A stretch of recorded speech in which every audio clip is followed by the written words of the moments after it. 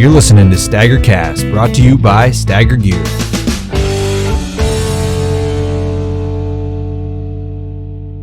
All right, welcome back to another episode of STAGR Cast. This is the first guest episode we've done in a while. It's pretty much been doing deer season updates, me, Greg, and Isaac and his buddies. But today we're sitting down with Brendan Moore from Tunbridge, Vermont. Brendan's got some buck stories for us, and we're going to talk track and a bunch of other stuff. But for those that don't really know you, Brendan, why don't you give us a little background on yourself, what you do, where you're from, how you got into hunting and all that stuff, if you don't mind. Yeah, so I grew up in the Upper Valley of Vermont, grew up in Pomfret. Family's been there a long time. They got a farm, used to be dairy cows back in the day, and then they sold off the herd and switched over to Black Angus. But grew up there, went to college up in Maine, studied forestry.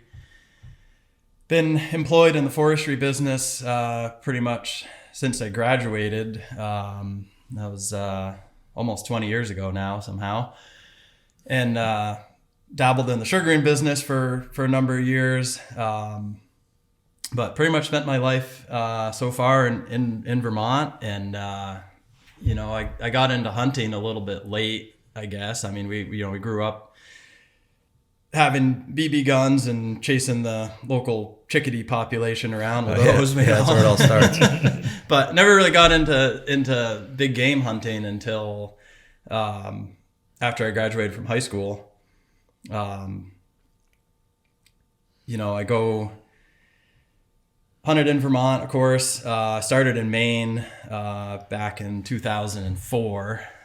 There was a local group of Vermonters that headed up there, and I knew a little bit about the state from going to school up there, and decided to tag along with them one year, and it was quite an experience. You go up and go into the store there, and you see the scoreboard where everyone's reported their deer, and it's the first thing you have to do. You go up there to, at that point, it was Pines Market, and I was just blown away, by the size of the deer that they were getting up in Maine, and of course, when I started hunting, it was, back in the spikehorn days, and that, my first 3 deer in a row, I think, were all spikehorns, and that was, I was happy with them, of course, and it was great. But nobody ever shot any big deer around. So I kind of got hooked on the big deer from being up in Maine, and I've been working at it ever since. Yep. Yeah, you got a few real good ones on there. We'll talk about coming up. Yeah. Nowadays, I tend to hunt Maine, New Hampshire, Vermont, New York, and a little bit down in Massachusetts. Yep. Bouncing around, keeping it fresh. Yeah. So you started in Western Maine, was your first experience in Maine? Yep. And then kind of gravitated out from there? Yeah, we hunted in Western Maine for years until it was 2007, 2008. They had that real bad winter. Yep. Took a couple of years off, maybe 2 years off.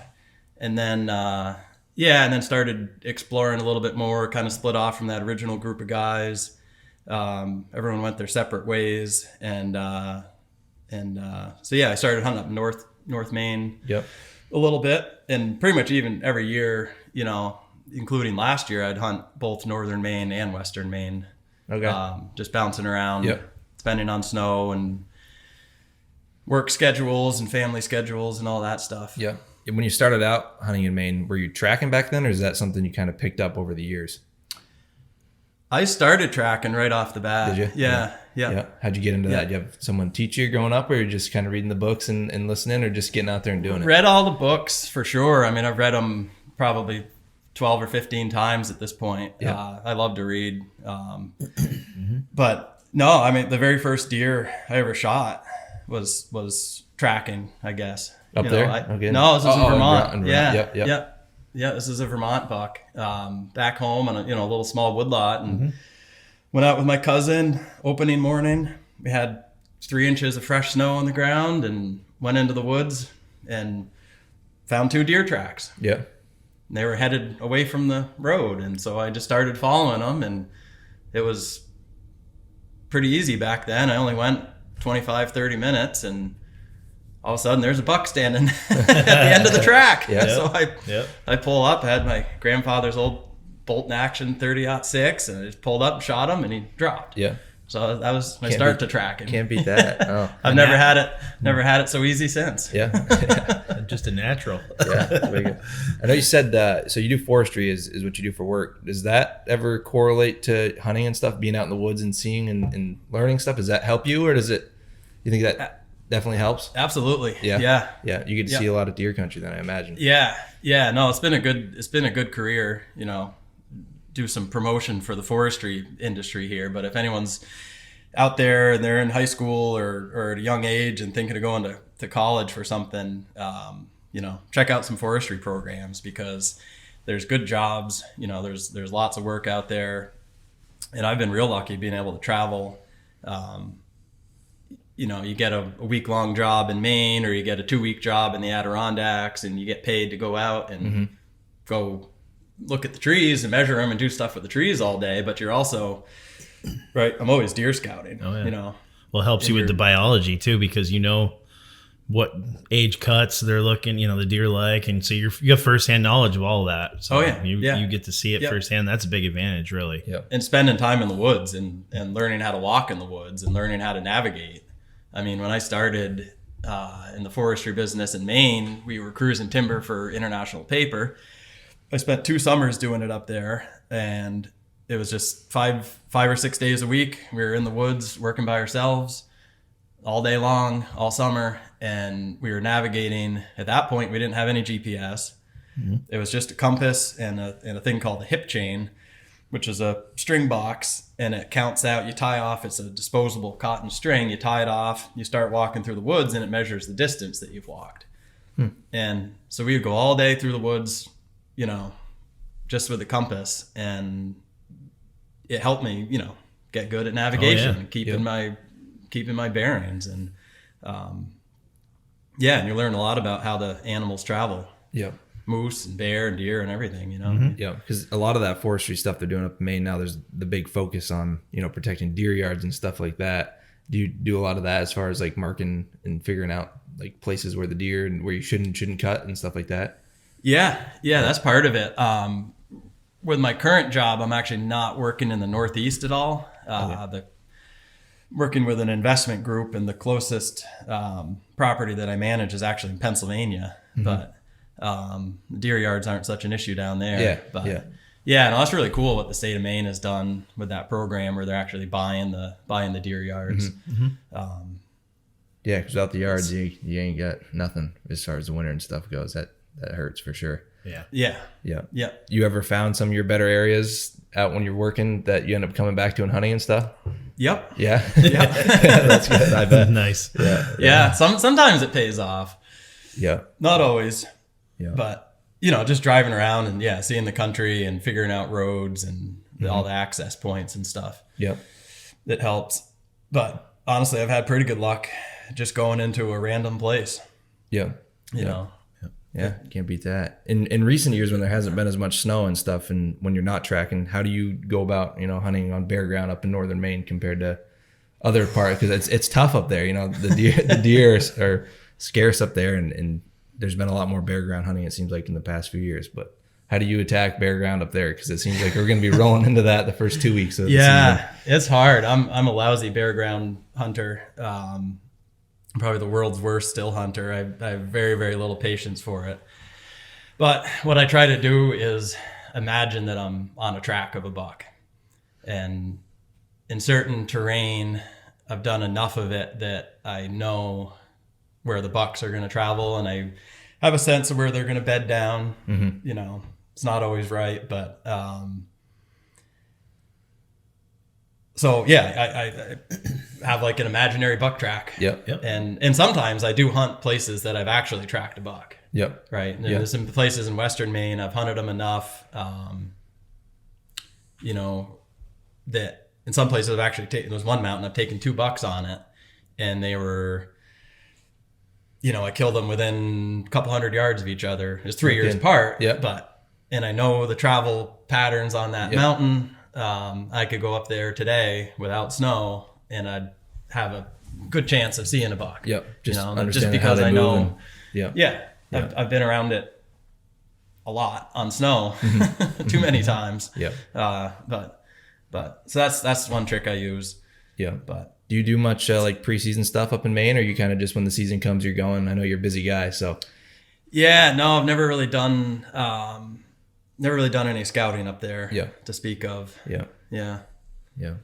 What's so you got a camp up in Northern Maine where you go up there, or do you just kind of just renting places? Just renting. Yeah. That's it's rugged up there. I'd like to get up there one day. I haven't been up that. Staying in hotels. Northern Maine, there's some good camp rentals up there that you can get. Yeah. I almost forgot on so when we have a guest episode, we always do this. I don't know if you listened to the previous podcast. We do this called the shameless stats segment, where you just plug your stats real quick. You don't have to get into it all the way, but we talk about your top 3 biggest deer tracking, and the number of 200 pounders you got if you got them, and stuff like that. So you want to hit us with some numbers real quick? It's just a little shameless segment. Yeah. So I guess I've got 2 deer that went over 200 pounds. One of them was 300 pounds, so it's a little different category there. Shot some pretty good rack deer. Haven't scored them all. I've got several in there in probably the mid 120s, 125 to 130 range. Mm-hmm. I've got quite a few out of the Adirondacks. Pretty nice racks. The body size is always down on those. Oh yeah. Just different subspecies of deer over there. Yeah, and they don't really weigh them. I had one that it probably was, it was a nice 9-pointer. It probably went 180 pounds, but never even saw a scale. Yeah. They just don't. You don't typically do it over there. Right? Yeah, just no one does it. Yeah, I know they pack them out and stuff over there. They're short deer. Yeah, you got to hit us with that 300-pound story. Right off the bat. I can't wait any longer. Yeah, why not? Let's dive into it. So that was your 300-pounder. That was 2018, correct? Yep. And that was the biggest deer in Maine that year as far as weight goes, right? It was, yeah. Yep. And has there been any other 300-pounders since then? There wasn't. I don't remember the last time there was. I don't know that there has, yeah. No, I know there was like a 280 something last year. Yeah. Every year way up north, there's a few that go over 260s, but I don't think there's been anything that hit 300 since his. Yeah, there wasn't many 3s before yours. I can't remember the last time there was a 3 before the 2018. Gonna go to Saskatchewan. Yeah. So you want to start? Do that story? Sure. So that's that was a good one. I mean, that was it was kind of like 11 years in the making on that deer. I'd hunted up there. I'd been hunting out of Western Maine for quite a while. And then kind of that group split up, and I decided I was going to go up north and try a spot. And I went up and hunted by myself. It was, a full day drive to get up there. It was kind of a weird hunting week. I was supposed to leave. I was coming in through the Canadian border, and I don't know if you guys know, they got funny rules with what time they're open. It's not like a 7-day-a-week, 24-hour border crossing. Yep. It's one of these small crossings, and you got to be there, on a Monday, and then they of course shut down for federal holidays. But anyways, I was supposed to go up and hunt for a week, and it only ended up having about 3 days of hunting. But I went up, stayed at this camp, and the very, first day I had fresh snow. Can't beat that. Yeah. I mean, I got there. It was just like, it just felt like a monumental effort to finally get there. Finally made it to camp. It was real wet. It was rain, and then it changed to snow, and back to rain, and then back to snow all through the night. But anyways, I got out there, drove out to the spot that I wanted to hunt. Found a buck track right on the road. I was the only pickup truck down in this whole road system. No one else was hunting it. Found a big buck track, the biggest buck track I'd ever followed in my life. So you knew right away it was special. I mean, you knew it was, and took off on it and hunted it all day. Saw it twice, never got a shot on it. And it just took me around. I mean, it just took me to school, led me around in circles, went right down my boot track, Mm-hmm. I was doing these small little circles too. It wasn't like a 1 mile circle. These were like around a 100-acre piece of woods. Yep. Oh yeah. Wow. It ended up, never got a shot at them. That night, turned back to rain, melted all the snow. Never got back on that deer the rest of the week. but it just did something to my head. You know, it got in my brain. Yeah. I can picture it still today. You know, the experience of that hunt. And I never went back and hunted it for years and years. I stayed in Western Maine. You know, I hunted Adirondacks, I hunted Vermont, hunted New Hampshire, got some good bucks. But I always wanted to go back to that spot in Northern Maine. And it took me, it was 11 years from that first day of tracking to when I came back in 2018. And so I finally convinced a buddy, hey, let's go way up there. It's going to take us all day to drive there. And there's not many deer. And, you know, there's no restaurants or bars. It's, you know, he finally said, finally I found somebody that said, yeah, that sounds perfect. You know, like, because there's a lot of guys don't like that. You know, they like to go where they can be close to a gas station and close to town. So I finally got somebody. We went up. That was 2018. That year was cold. I mean, we had snow right at the start of rifle season. It was, everything was cold and snowy pretty much all year. So that was great. And so, you know, I don't like to overthink things when I'm deer hunting. You know, it's really all you got to do is find a track, follow it, catch up to the deer in a place you can shoot it. Yep. And so I said, let's just not overthink it. Let's just drive down the same road that I was on 11 years ago where I tracked a big buck, right? I mean, why not? Let's just start there. So we do it and we drive down, and it was about half a mile from where this other deer was. There's a big buck track crossing the road.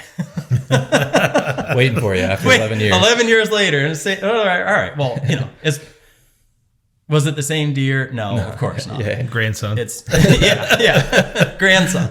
But it's about the habitat, right? Yeah. And that place has really good habitat and it holds deer. So that was the very first day of the hunt. It was old snow. It was probably 3 or 4 day old snow. Everything was frozen up tight. And so we went, kind of split off, tracked it, went around, jumped up some deer, jumped up a ton of moose. Didn't really see much for deer, but there was just a lot of sign. We felt like it was a really good area.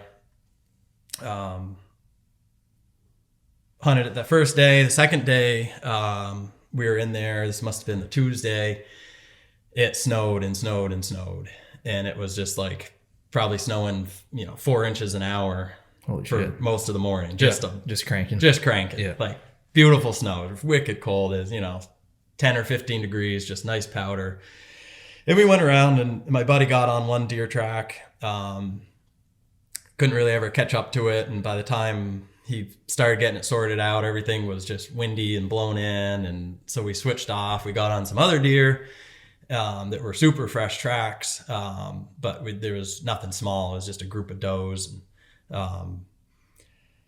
Ended up, we kind of called it early that day. We just couldn't get anything going. Got back to camp, went to bed early, and woke up super early the next day, like before, 3 a.m.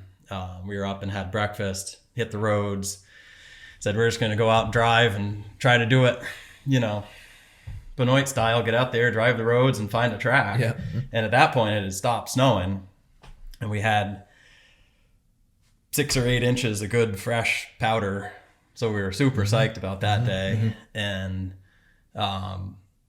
drove out this road system up to the top of this little hill where we'd hunted on the first day. And sure enough, there's this big buck track going across the road. Perfect. He was all alone and, he's headed north. All right. Sounds good. Waited. We had to wait at that point. We probably had to wait 25 minutes for daylight to come, but that was no big deal. And I set off on it and my buddy went off. He kind of swung around to the south and he was going to loop around and see if he can get into some other deer, and started off on the track. And it was just easy tracking. There's not many deer up there. So it wasn't like the woods were littered with deer tracks. Yep. And he was nice and big and he was just going in some easy places to start. Down the skid trails and the nice openings, and it was real fun deer to follow. I mean, anyone who's done it long enough knows that some deer are a real pain and they take it in some miserable places. Oh, yeah. Adirondack deer especially tend to do that. But when you get on a nice big, I think it's like the older deer they're a little more mellow, and not as wiry and just like to do their thing, a little Yep. more confidence. Don't mind walking out in the open a little bit. So I followed him. It's probably for an hour. He swung around. I think he was out looking for does. And he ended up crossing down, came off of this hardwood ridge, and it was windy. I mean, it was probably blowing 15 miles an hour. It's cold, Snow flying off the trees and everything. Oh yeah. I mean, it was like, I can't wait for that feeling this year. I hope we get it. It's sunny and in the 60s right now, and it's kind of depressing for deer season, but For sure. it was a good feeling when the wind and the snow falls down the back of your neck. Oh yeah. And, it was good. But he went down off this hardwood ridge and dropped down through a little bit of a cedar bog and got out. There's a bunch of little beaver ponds and knobs and knolls and bluffs and things like that. And he was out poking around in those. And I was going pretty easy on him. Not, I had, of course, an early start, and I knew I had all day, and so there's no rush. But there was he must have seen me or heard me or something, and there was this one spot coming out of this beaver pond, and there was like, I still don't really know what he was doing. It doesn't much matter, but there was 3 tracks on this one hillside. One was going straight away from me, one was coming straight back towards me, and the third one was going straight away from me. And so for some reason he was up doing a bit of a loop, maybe running back to check on me and going back up the hill. I ended up, like I often do, I took the wrong version of the track and probably spent a half hour sorting it out. And thankfully there weren't many deer in there because the snow was deep enough that stuff was falling back in, and it's not like I ever saw a real clear hoof print of them. It was deep powder. But got it sorted out, got back on the right track, went around. He started making a few scrapes, hooked a couple trees, and then I jumped him up. Never even saw him, but his track took off running, and so I figured, it must have been me that jumped him up. And at that point, he'd done this little circle, and he ended up running in my boot print for 10 or 15 steps. Which I love that when they do that. Oh yeah. You're right in it then at that point. I knew I jumped him up, and so I knew I was pretty close to him, but it's nice when hey, at this point I was here and it was 35 minutes ago.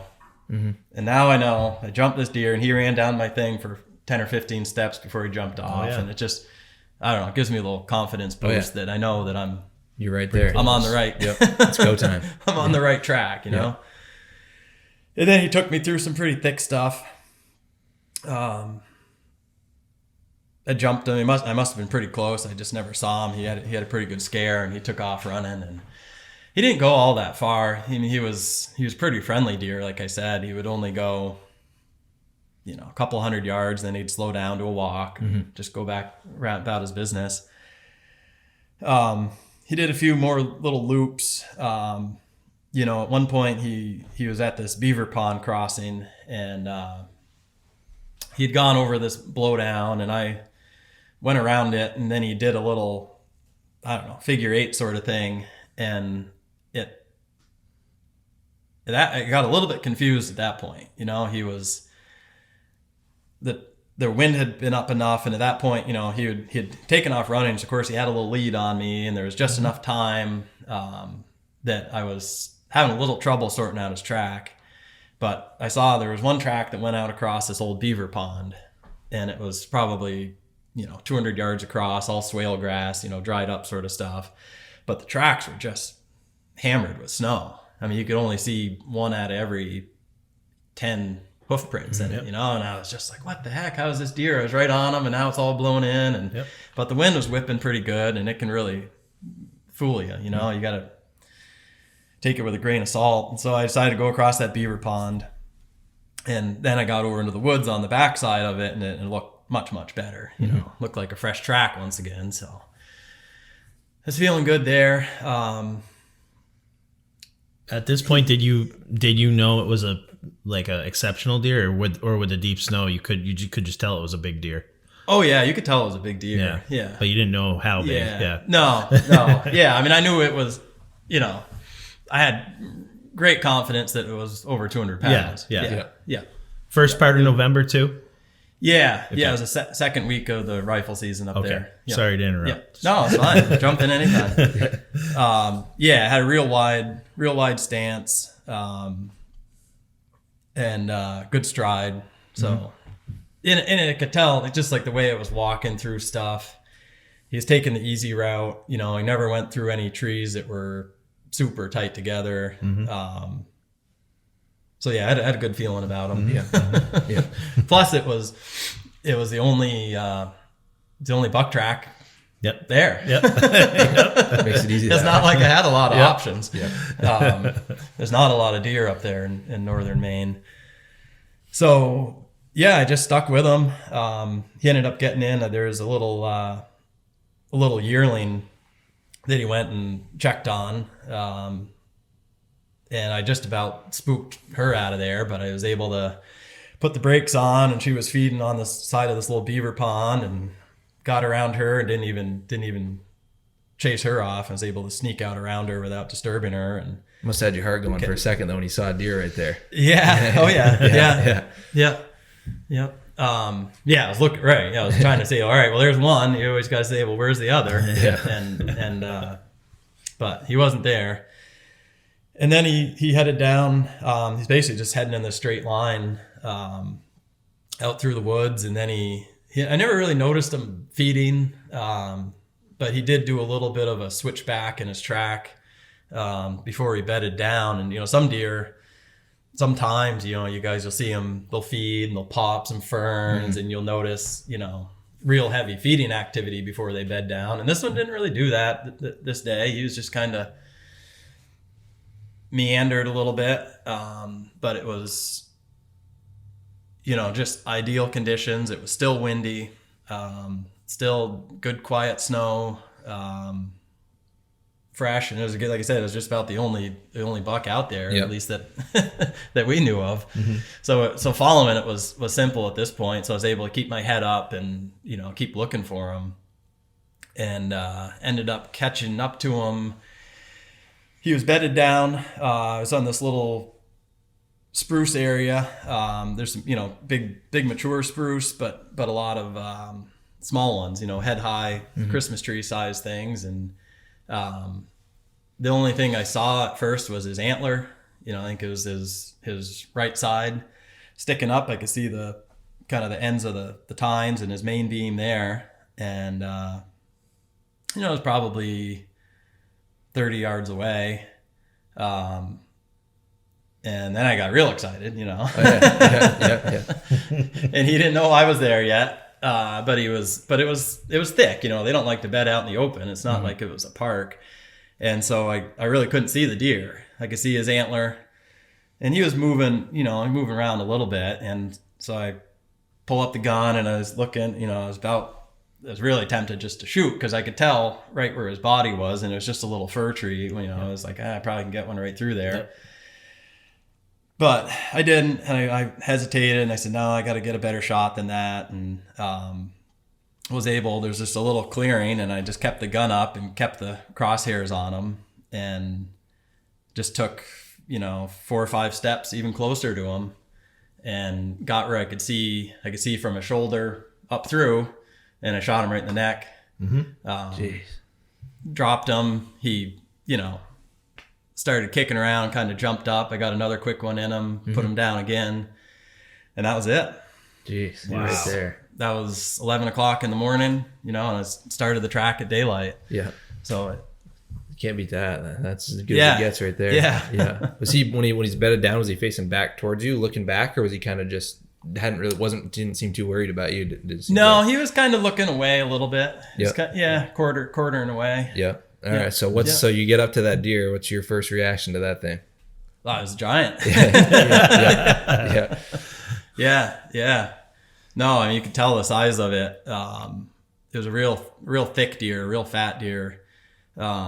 a good set of horns on him too. Mm-hmm. Oh yeah, beautiful rack. About that 8-point rack, right? Yeah. Did the horns look small compared to the body? That sometimes happens, No. They look pretty proportional. Yeah, I mean they're thick. They're he was just good like and heavy. Exceptional deer, Yeah.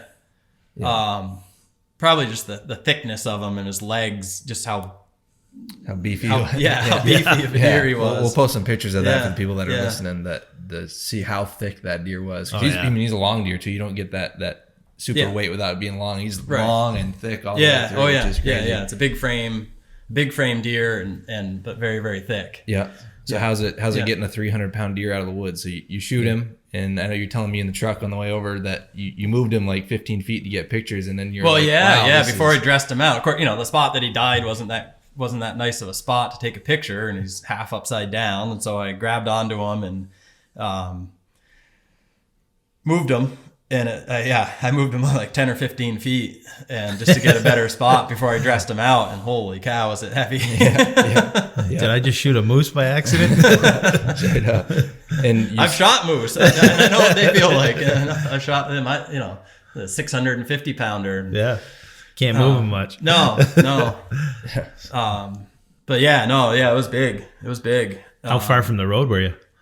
It's just about a mile as the crow flies. Yep. Yeah, so I turned on the GPS. I kind of knew the woods from the last 2 days of hunting. It's not that hard, but turned it on. Hadn't been paying any attention to it the whole hunt. I'd just been focused on the hunt, Turned on the GPS. It was about 1.1 miles back to the road. But I knew that I was not dragging the deer out by myself. Yeah. Your buddy was in the area, right? He was in there. Yep. So you got him called over to help out, or? Yeah, not quite that easy. Nothing is with me, but we had some radios, just the cheap walkie-talkie things, and of course they weren't working. Yeah. They don't seem like they work too good up there. I called him on it. He didn't even hear me shoot. We weren't all that far apart. We were probably a mile apart when I shot, and I didn't think he heard it. Yeah, but it was windy, and it was in this, softwood. Snow muffles it too. It's a lot of fresh snow on the limbs. So I called them, and all I heard back was static. And all right, I got to go over here. So I tried a different little spot, and there's not much topography up there. It's not like around in Vermont or something where you can climb up on a hill and get somebody. This is pretty flat, and I couldn't get them. So I said, all right, well, I'll do a few signal shots, So I shot my rifle, and he heard something static on the radio, and then I think, well, maybe he must be coming. So I waited 10, 15 minutes, shoot again. He doesn't show up. I'm like, I was getting cold. Yeah. I'd worked up a little bit of sweat, got some excitement, of course, shooting the deer, and it was just cold that day. And if you're not moving, you're just standing there, you get cold pretty quick. Freeze your ass off that. So I said, forget that. I'm gonna go back and get the truck. And it was a mile to the road, but the truck was parked further. Where I got onto the track, it was a mile, to the end of the road where we could drive. And so I hiked back, got the truck, and it had, unfortunately, the mechanical issue with the truck. So it was warm. The road underneath, it was cold and snowy, but the road underneath was muddy. Yeah. And so we were going in these back roads. They're not very good. There's some good mud holes in them, and apparently what had happened is the mud had caked on the inside of the wheel and then froze. And it, I had it in 4-wheel drive, and it took me a second to figure out what was going on, but that driver's side wheel was totally frozen in place, and so it was just getting pushed along. It was skidding as I was driving. Yeah. Oh wow. Yeah. I'm like, well, that's not going to work. Yeah. Not good. I'm just going to break something. So I had to get the thing into a flat spot, jack it up, take the wheel off, get it all cleaned out. It was all just this frozen mud and ice inside there. And I didn't have any tools, of course, really. It was just going at it with a pry bar. And got it cleaned out, drove back down to the end of this road, or the closest point I could get to the buck. Got warmed up. Finally, Chris figured something must be up. He decided, I'm just going to make a break for the truck and whatever. We hadn't really communicated at this point, but he said, I'm just going to get out there. So thankfully he shows up and I'm sitting in the truck running the heater, and I show him a few pictures and we have a snack and make a game plan. And I kind of wanted to leave the deer overnight because I didn't think there was any way we were going to get him out. We would just run back in the morning and get him, but thankfully Chris convinced me otherwise and said, no, let's go get him tonight, So we got all fueled up, left the truck, and, I'd obviously had GPS the heck out of the deer before I left him. Yeah. Left some clothing there to try to ward off any coyotes. There weren't really many coyotes in the area, it didn't seem like, but I didn't want to take any chances. Yeah. But it actually worked out good leaving them and coming out, because I was able to scout trail. On my way out, I was super careful about making a good boot track on the place that I wanted to drag, instead of just trying to get out the quickest. I said, no, I'm going to be real careful about it. And coming back in, we did the same thing, and we walked right in it, not to mess up the snow, outside of it. And we didn't get back into the deer until 3:00 that afternoon. And up there, it's dark by 4. It's pretty much just about dark at that point. Yeah. It's just about dark. And so it took us it's about 4 hours to get him out that mile. Yeah. That's what was your guys' initial guesses on weight? Ooh, good question. I was thinking 270. Yep. Okay. Yeah. Wow. Yeah. Was that your first 200 pounder? Yeah. Okay. Yeah. You just skipped right over the 200s and went right to 3. Yeah. I filled in for a year later. I went backwards and got one, but we dragged it. We hooked up a stick, and it was relatively flat, and luckily we had a good trail, especially after it got dark. We didn't have to think about where we were going. We just had to follow our trail. Yeah. Right. We had good flashlights and all, but it would have been a real pain if we had to find a route and do it at the same time. All we had to do was just put our head down and stay in that trail. And we knew that the truck was at the end of the trail. Yep. That's perfect. That really helped. Yeah. But yeah, we took turns. Most deer I can pull them. Well, most deer I can pull them myself, but I can pull them going forwards. So I hook up the stick and I hold it behind my back, and I can walk and lean forward, and you walk, and the deer comes along behind you pretty good. Yeah. Unless you get to some obstacle or something. But this one, I never really could pull them that way. I had to pull them backwards the whole thing. Wow. Yeah. And so you take a big step back, and then you move them to your feet. Game of inches. You move 16 inches back, and you move them to your feet, and you move 16 inches back, and you move them, and that's what we did. It's a long drag like for that. A mile. Jeez. Yeah. 5,280 times you have to do that. That's crazy. I tell you, we were feeling it the next day. Luckily the snow was really cold. It was slippery. There was plenty of it. It wasn't too deep, but there was enough. Yep. If we had been on bare ground, oh my God, I can't even imagine what that would be like. Yeah. Jeez. But we had to stop. We tried to go around as many logs and blowdowns as we could, but there were some of them you just had to. Right. Mm-hmm. There were some blowdowns that were just so bad, there's no way you're getting through them, and then there's others that's like, well, it's only a 12-inch log. Yeah. And you have to go over it. Yep. And we would team up when we got to those. We'd get both of us on the back side of the log and get them up and over it. Mm-hmm. There's one stream that we had to go through. A little nervous about that. There was a log that was maybe 8 inches down underneath the stream. It was like, those northern Maine streams they're very different than Vermont stream. Mm-hmm. It's not, they don't have rocky bottoms. Sometimes they're only 6 feet wide, but they can be 5 feet deep, and they're straight. The banks, they just go in straight drop off down, and they're mucky, and they're not that easy. But luckily we found a log. It got across the log, and between the two of us, we were able to get the deer into the water and back out of the water, and continue on our way. Yeah. Jeez. Yeah. Got him back to the truck, and then was did I read that it was like 2 days after that you weighed him, or was it? Well, the official check station was 4 days after. 4 days after. Yeah. We got him back. Yeah, we got back. I think it was 9 o'clock by the time we got back to camp. Hung him up, and then that next morning we slept in a little bit. We were just dead. Yeah. We were dead. Yeah. I mean, it was a drag. I've pulled a moose out. We pulled a moose off of Camel's Hump a number of years ago that went, I think that was almost 700 pounds, and there were 6 of us doing it, but we pulled that. It was like 1.5 miles, and I didn't feel as tired doing that as I did dragging this deer. Yeah.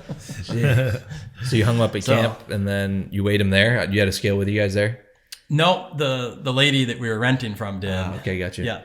Yeah. She used to run a big bear guiding service when her husband was alive, and so she's got some camps, and she had a scale, and so we went over that next day to check the deer in, and you can check him in at the Northwoods checkpoint, but that guy just left town. They closed up. Oh, no kidding.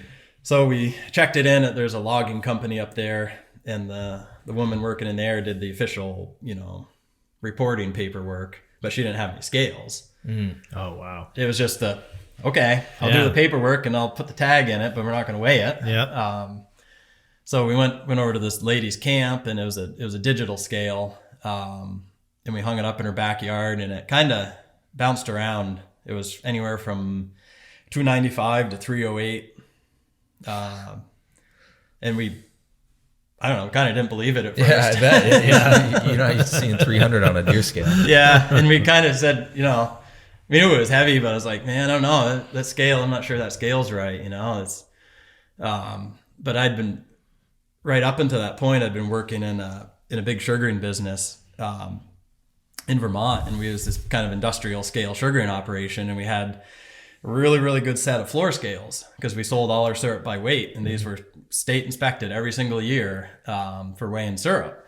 And I would work, I was out working in the woods in the winter. I'd wear my rubber boots and I'd wear my woolies and, all the same stuff that I'd have on when I was hunting, basically. And for whatever reason, I don't know why, we would go in and we'd weigh each other at the end of the day. And so I knew with my hunting stuff on, I knew exactly what I weighed. It's going to be 189 or 192 or something. Like it was even, being wet or snow or whatever. I knew what I weighed. And so we took the deer down off the scales, and I said, hang on a minute, I'm going to do it. So I grabbed onto the hook and held real still and looked at it, and it was like right on the money. I was like, I know that's what I weigh. Wow. So if that's right, then it must be a 300-pound deer. Yeah. But yeah, we didn't end up finding any scales. We hunted, my buddy continued to hunt the rest of the week.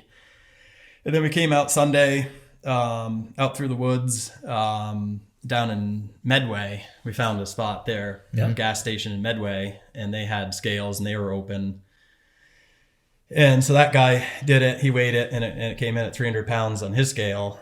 Wow. And he did the official paperwork for the state of Maine there. He did that card that gets filled out. Mm-hmm. Mm-hmm. Yep. What's people's reaction like when you tell them you got a 300 pounder right off the bat? Did the phone start ringing once you get back that people heard you got a 300 pounder? Because that's pretty significant. There's some excitement about it. Yeah. I know you wrote a story for Field and Stream with that. Yeah. I wanted to get the story written while it's still fresh in my mind. It was a real. It certainly wasn't the hardest tracking job I've ever had. I mean, I've killed 120-pound deer that are way, way harder. Yeah. But it was memorable, it felt like an accomplishment, and it's a special deer. So I wanted to get that story out there. Absolutely. Get people excited about deer hunting. And that's awesome. Yeah. They still exist up there. Yeah. They're still up there. There's one running around now somewhere up there. And then, so that following year, you backed it up with another 200-pounder, right? I did, yeah. And that wasn't that same. That was, so your 300 was up north, and then you say your 200 was more western, right? Western Maine, yeah. You want to run down that story? Because, you might as well keep the big buck stories rolling, I guess. Get you excited. Yeah, that was a fun one, too. That was the only deer I've ever got double teaming. We'd hunted hunted in Western Maine. We had some good spots and we had some really good deer located, but we didn't have any snow. And we were hunting out of this camp. It was kind of an Airbnb thing, and just, there's an incredible buck sign. Just, I wish I'd caught up with that deer, but I never did, or at least not yet. He might still be out there, but but we hunted it, the first couple of days of the week. We were only up there for a week. My wife was pregnant, and she was due basically the following week. So I knew I only had a week at best to get up there and get it done. Yep. And so I was kind of supposed to be staying in cell service in case I had to run home on short notice if she went into labor early. But I think it was that Saturday or the Friday of that week. We were looking at the radar. Thursday night must have been, and we said, geez, I think it's getting snow up in this mountain. It was just a little bit of snow. Everywhere else was dry. And so I started calling around all the stores. Hey, what's your parking lot look like? 8, 9 o'clock at night. Anyone I could get to answer the phone in these different towns. And got any snow up there? And said, yeah, we got like an inch. Okay, thank you. Enough for me. There we go. Yeah. So me and my buddy, the other guys didn't want to go up that far, so they stayed around, hunted around closer to camp. But me and my buddy went up, got an early start. It was a good drive from where we were staying, but we got there.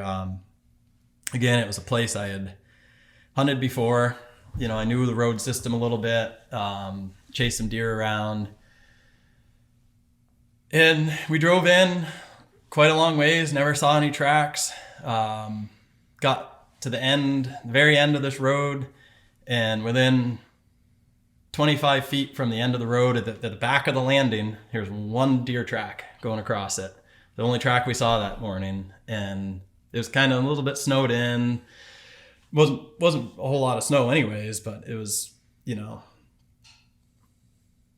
thought it was a pretty good track. Yeah. I was really excited about it. My buddy was a little like, I don't know if it's that big, but we decided, of course, it's the only deer track there, and it was headed up onto the mountain. So of course we're going to follow it. And that one, we double teamed that one. If we had found more deer tracks, I'm sure we would have split off, but we never did. Kind of the only deer up on that mountain that day. And, we jumped him up right off the bat, within 20 minutes, and he's just in this super, super thick place. He's up on this bench above us. Of course, we were going uphill, and he was up there looking down, and the spot that he was bedded in, we never would have got him in there. Yeah. So it was fine. He took off, went across a clear cut, and he'd kind of done the same pattern. I'd been in there the year before, the 2 consecutive years, I guess. I shot a deer the year before in the same mountain. And this buck was doing real similar things to the one the year before. Just the places that he would travel. But he was, again, pretty friendly. He went right out through the middle of a cut and got into some moose, and we jumped him up again. He ran out through another cut, and never really bedded down, but we ended up, we kept jumping him, and I think by, lunchtime, we'd probably put him up 3 times. Never saw him yet. It was just, it was an inch and a half of snow. It was kind of crunchy.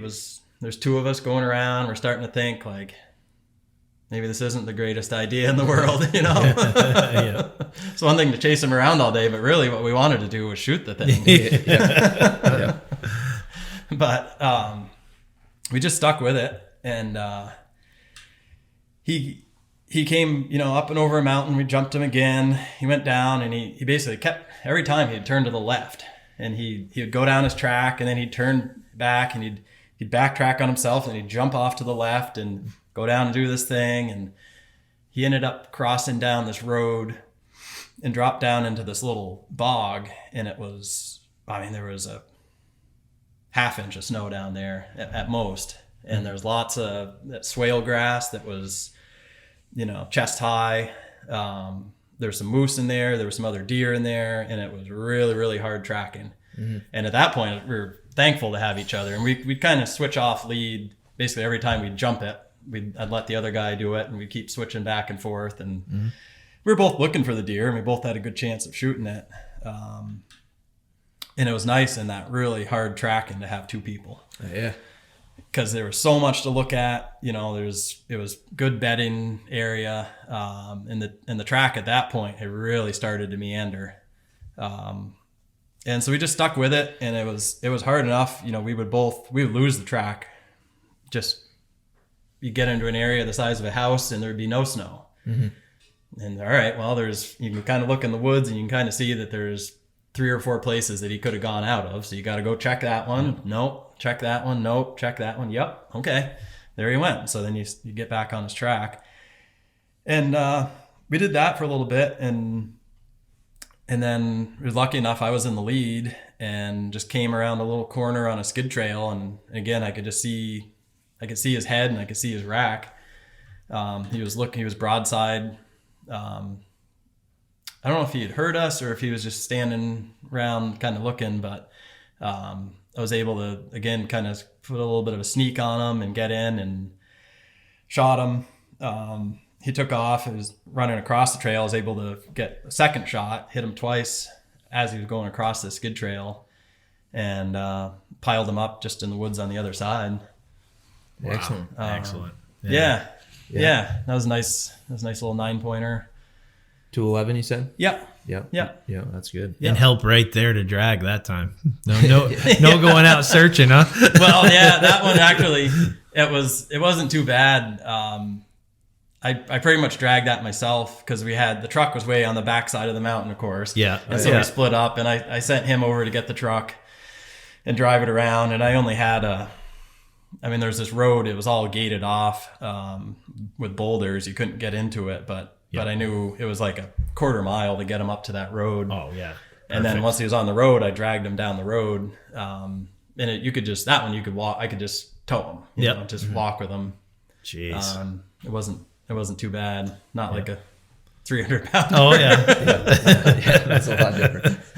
And so, did he not have the biggest foot on him? It made it sound like in the beginning he didn't. Have the sometimes they don't. Yeah. Yep. How big was that foot on that? I forgot to ask you, the 300-pounder. Was that like the biggest foot you ever seen, or was he? Was it?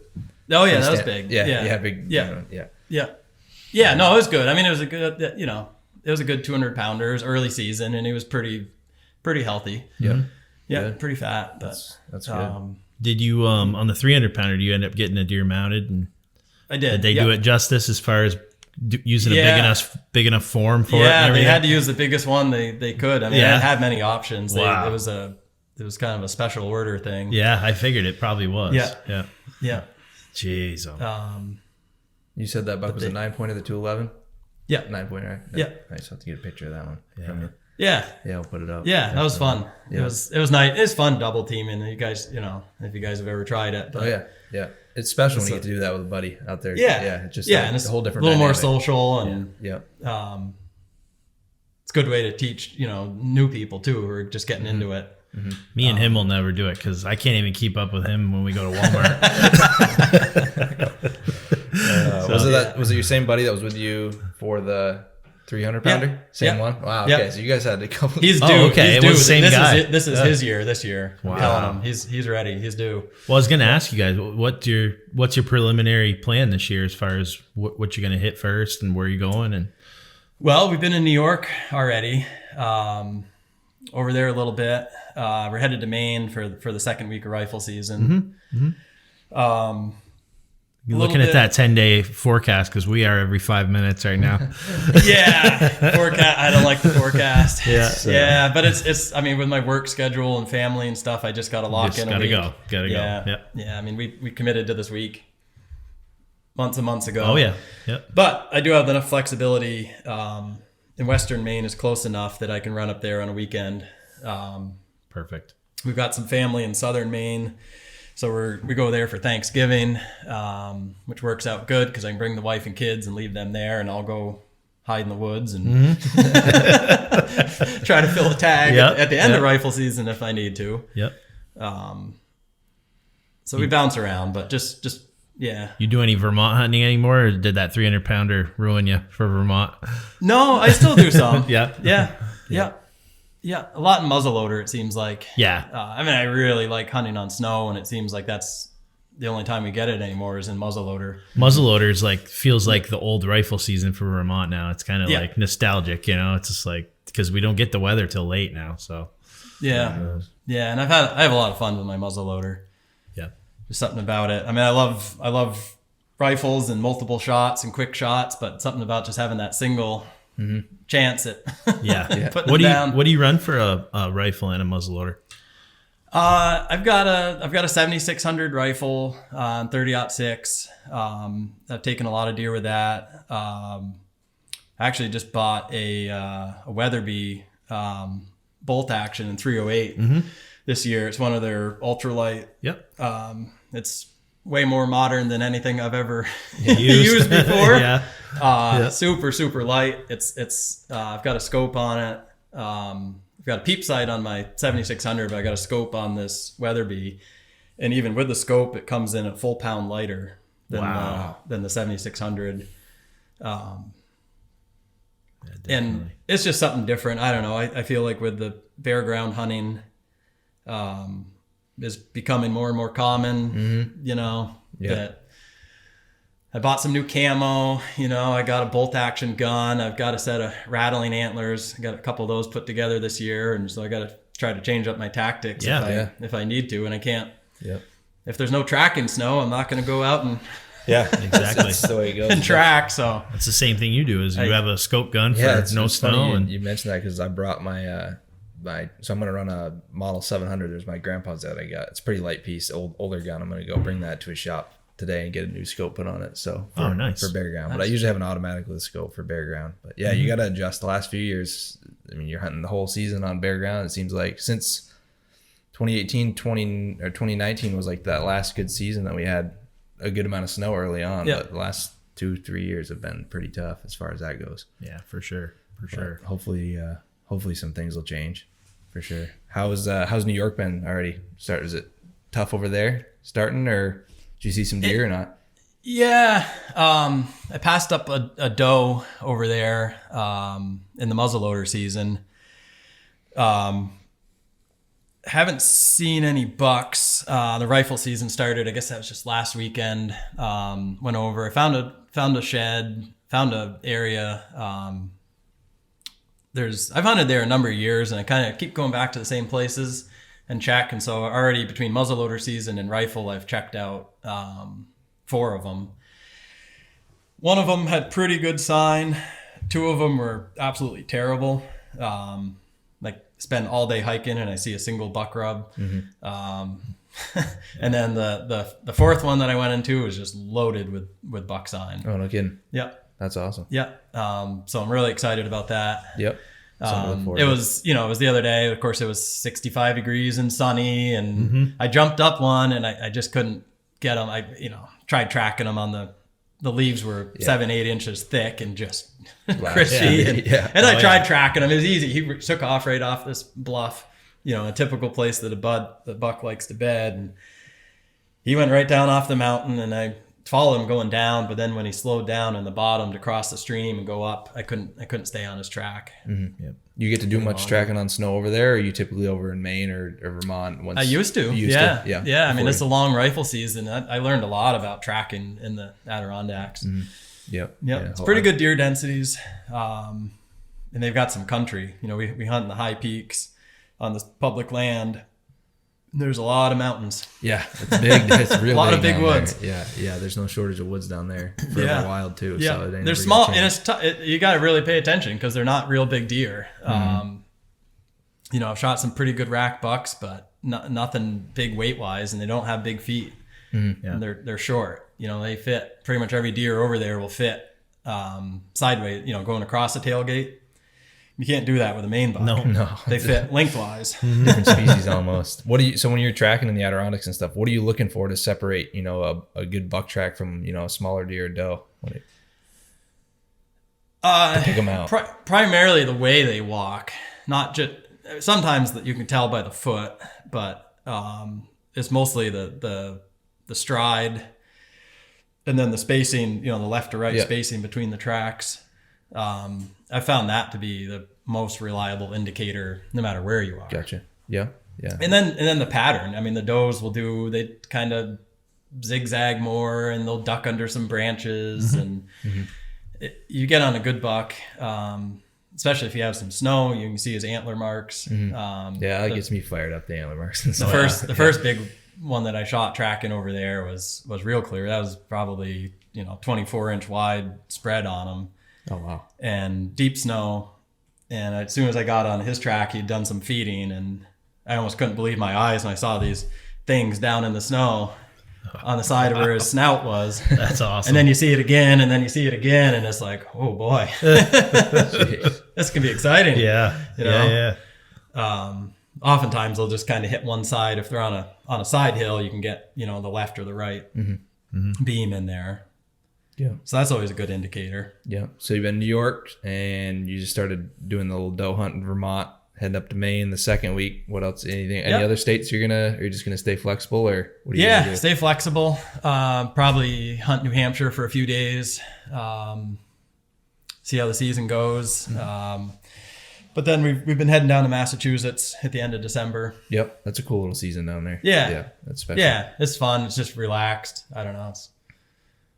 You have a good time. Good way to wrap up the season. Yeah. Yeah. A lot of deer down there, it seems like. Some nice rack. Plenty of deer. Yeah. Beautiful racks down there. Nice woods too. Yeah. It's like there's... I've yet to time it where I've had good snow. Yeah. It seems like I hunted on some of the worst snow that you can imagine down there. But one of these days, found a couple good antlers and learning about it. Oh yeah. So, perfect. Yeah. Yep. Cool. Well, we're a little over an hour here. You want us to probably wrap it up if that's good with you? Yeah. Unless you get anything else we want to add in there? That's some good deer stories to get people fired up for Maine. I know I'm fired up. Kill another 300 pounder. We'll have you back on if you can,